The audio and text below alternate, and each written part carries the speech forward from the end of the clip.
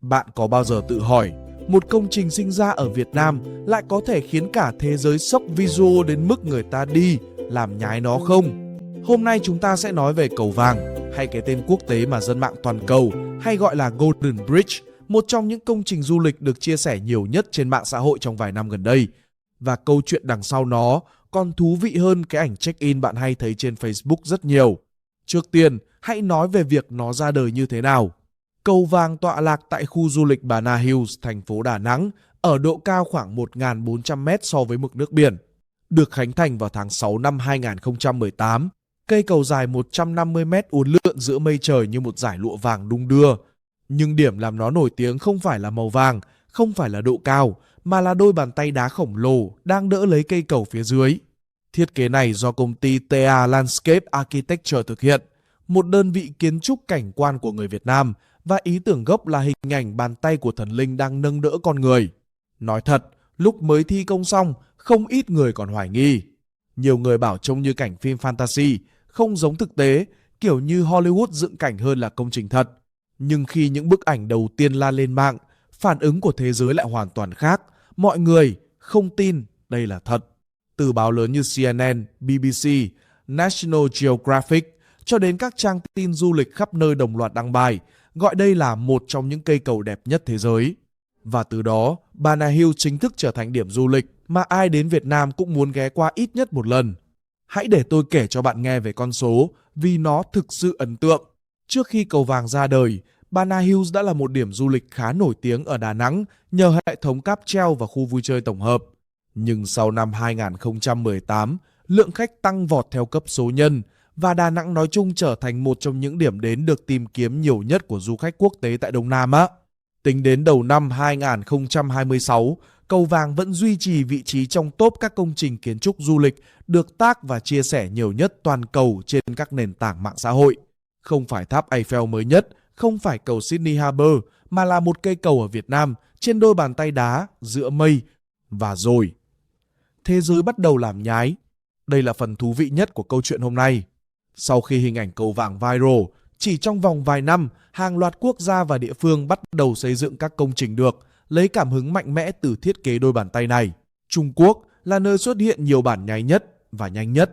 Không phải một, không phải hai, mà có địa phương làm đến vài phiên bản khác nhau ở các tỉnh thành khác nhau. Một số bản thậm chí còn copy gần như y chang từ đôi bàn tay cho tới màu vàng của lan can. Không chỉ Trung Quốc, nhiều nơi khác cũng gia nhập hội lấy cảm hứng. Ở Indonesia, Philippines, thậm chí ở một số địa phương tại châu Âu và Mỹ Latin, người ta bắt đầu xuất hiện những cây cầu hoặc công trình có bàn tay nâng đỡ theo phong cách tương tự. Dĩ nhiên, mức độ giống thì khác nhau, từ trông na ná cho đến trông y chang, đến mức mọi người phải so sánh ảnh để phân biệt. Vấn đề bản quyền công trình kiến trúc là một câu chuyện phức tạp về mặt pháp lý, và phần lớn các bản sao chép này không vi phạm luật vì thiết kế công trình khó được bảo hộ tuyệt đối như sáng tác văn học hay âm nhạc.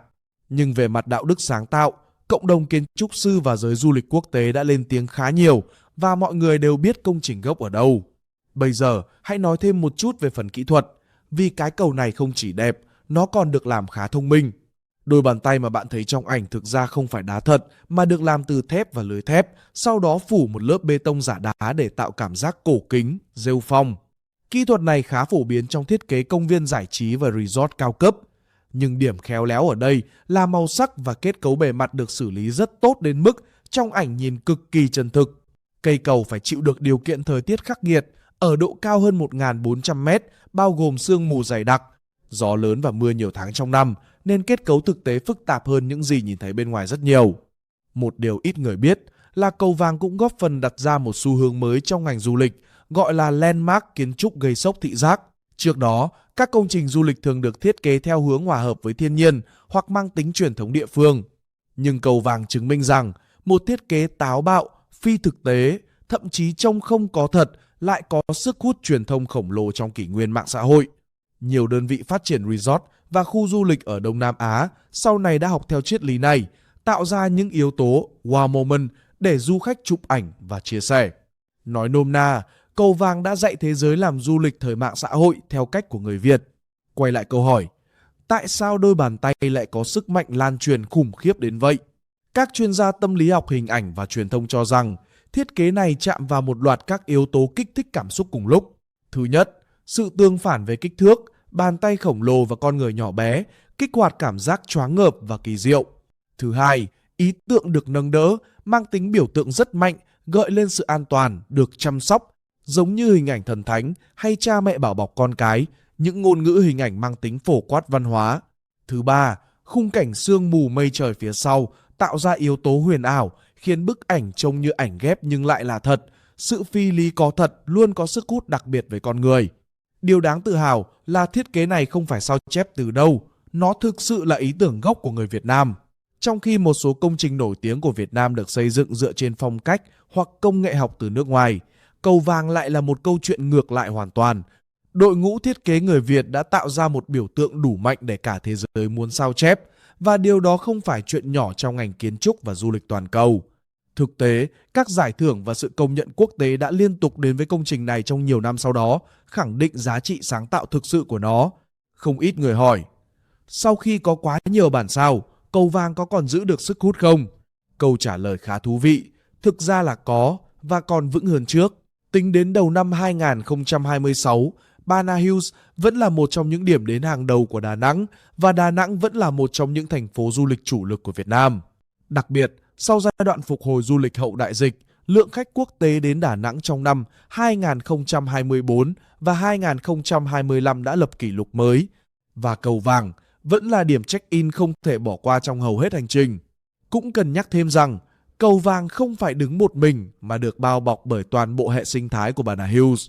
Khu này có hệ thống cáp treo từng giữ một số kỷ lục thế giới về độ dài và chênh lệch độ cao, kết hợp với khu làng Pháp giả cổ và công viên giải trí Fantasy Park. Nhưng dù có nhiều điểm tham quan như vậy, Cầu Vàng vẫn là thứ đầu tiên người ta nhắc đến khi nói về Bana Hills, đó là sức mạnh của một thiết kế đủ biểu tượng. Một cây cầu, hai bàn tay và hàng triệu lượt chia sẻ.